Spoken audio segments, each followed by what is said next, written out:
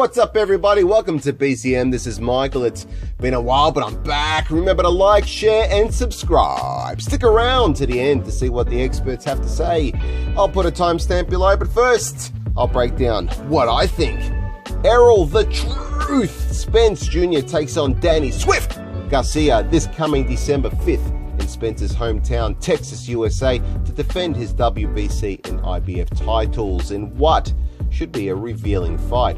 On a personal note, all my predictions this year for fights that have come and gone have been on point, bar one, the Lomachenko and Lopez fight, which, to be fair, I think threw most people off as Lomachenko was the favourite going into it. But I am making a prediction for the Spence and Garcia fight that if I get right, my lady and I will be celebrating all night and I will be wearing my O face. Oh, you know what I'm talking about. Oh. Errol Spence will be making his comeback fight and looking to make a statement following his spectacular car crash in October 2019, of which he was later convicted of a DWI and received a probation for his charge.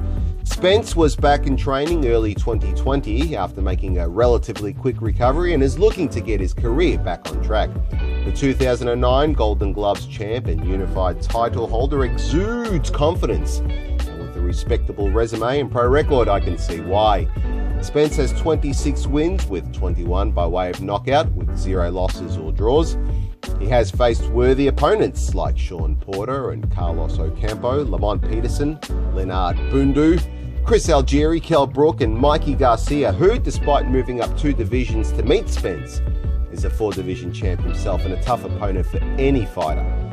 What Spence showed in these fights is that he can adapt styles, as we saw in his brawl with Porter or his counter-punching and more tactical duel with Brook, where Spence picked up his first title at 147.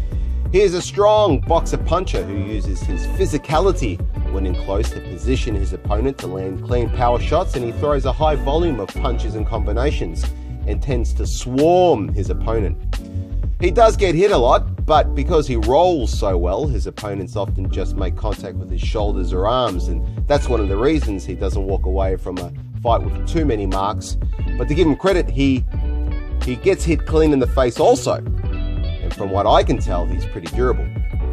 He uses his jab well to either set up shots when at mid-range or to measure or create distance, which works well with a smaller opponent. He has also gone the full 12 rounds a few times and has shown in the process that he has a good gas tank, largely thanks to his economic style of fighting, a good cardio and conditioning. This cardio and conditioning will come in handy because he's going up against a determined fighter with a good engine, who has been in the deep rounds many times.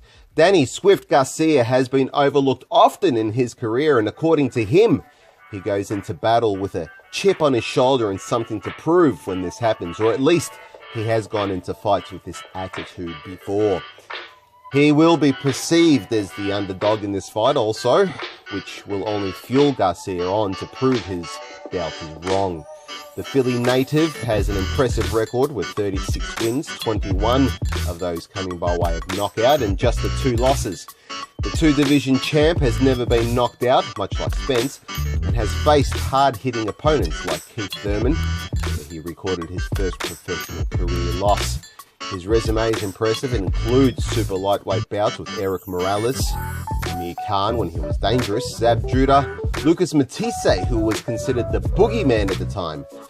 Garcia not long after transitioned to welterweight, where he fought the likes of Lamont Peterson, which was actually at a catchweight, then Paul Malignaggi, a very tough and durable Robert Guerrero, when Garcia would go on to win and pick up the vacant WBC welterweight title, then on to Samuel Vargas. I mean, you get the picture. He takes on quality and dangerous opponents. His only 2 losses come at the hands of Thurman and Sean Porter, and many felt the decision went the wrong way in the fight with Porter. Danny Garcia is an underestimated boxer. A lot of focus is placed on his left hook, but his right hand is just as nasty. He times and anticipates his opponents perfectly and counter punches with a snap of a rubber band. He's patient and he waits for the right time to counter, but is effective going forward to press the fight. We saw that against Thurman, where he left it till late. Garcia also likes to claim the center of the ring, where he can dictate things from there. He doesn't rely on his jab too much and tends to throw power punches and combinations. He also has a decent chin and a good ring IQ. So, coming into this fight, how will he fare against a taller, bigger fighter with a longer reach in Spence? Now, this is where fight psychology comes into play. There will be a lot of unanswered questions that Spence will have to answer. Questions that Garcia has already answered.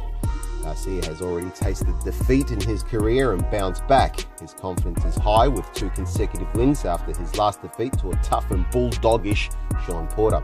He will once again be going into a fight as the underdog. He has also been the more active fighter out of the two. Spence, who has not lost a fight in his pro career, will, however, be looking into the fog of uncertainty with this bout. No doubt in his mind, he is confident about his ability. He is a champion after all and has been training hard. But what if the car accident and period of inactivity has changed something? He won't know until he gets into the ring to find out. If he wins, he can regain the momentum he had before it was abruptly stopped in October 2019. Spence will be at his most vulnerable during this bout, more so than at any other time in his career. And that will be an opportune time for Garcia to take advantage. If he can get in some good work early on to unsettle Spence, he might just get the W. My brain and logic tells me that Spence will overcome because that's what a champion does. But my instinct tells me that Garcia will pounce on any perceived doubt or weakness because that's also what a champion does. Now, my instinct is usually on the money, but sometimes my instinct just stinks. I always say that predictions are stupid because no one can foretell the future, but it's fun to make them. So, if I am wrong, I'm happy to swallow a tablespoon of Vagisil, but I see an upset victory for Garcia. Before we hear from the experts, a reminder that if you want to show your support, you can like, share, and subscribe. Life is a fight outside the ring, and if you are struggling with depression, anxiety, substance abuse, low self-esteem, debt, sleepless nights, and so much more, I can tell you I have been there and have some crazy stories to share, but more importantly, I turned it around, and my experiences might help you to do the same. Find out in my book, How to Get Out of Life Traps. It's available on Amazon.